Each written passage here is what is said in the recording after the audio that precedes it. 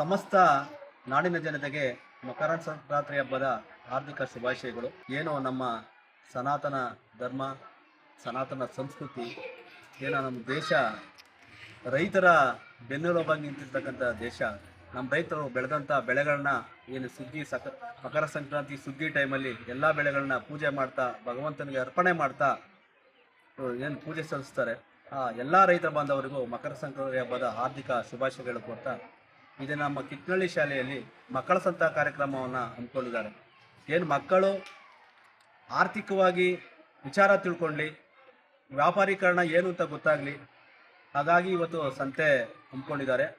ಏನು ಎಲ್ಲ ಮಕ್ಕಳುಗಳು ತಮ್ಮ ಹೊಲಗಳಲ್ಲಿ ಬೆಳೆದಂಥ ಬೆಳೆಗಳನ್ನ ತಂದು ಎಲ್ಲ ಪೋಷಕರ ಪ್ರೋತ್ಸಾಹದೊಂದಿಗೆ ಇವತ್ತು ನಮ್ಮ ಕಿಕ್ನಳ್ಳಿ ಶಾಲೆಯಲ್ಲಿ ಮಕ್ಕಳ ಸಂತ ಕಾರ್ಯಕ್ರಮ ಮಾಡ್ಕೊಂಡಿದ್ದಾರೆ. ಈ ಕಾರ್ಯಕ್ರಮವನ್ನು ಅಚ್ಚುಕಟ್ಟಾಗಿ ನೆರವೇರಿಸತಕ್ಕಂಥ ನಮ್ಮ ಕಿಕ್ನಳ್ಳಿ ಶಾಲೆಯ ಉದ್ಯೋಪಾಧ್ಯಾಯರಿಗೂ ಸಿಬ್ಬಂದಿ ವರ್ಗಕ್ಕೂ ಶುಭಾಶಯ ಕೊಡ್ತೀನಿ.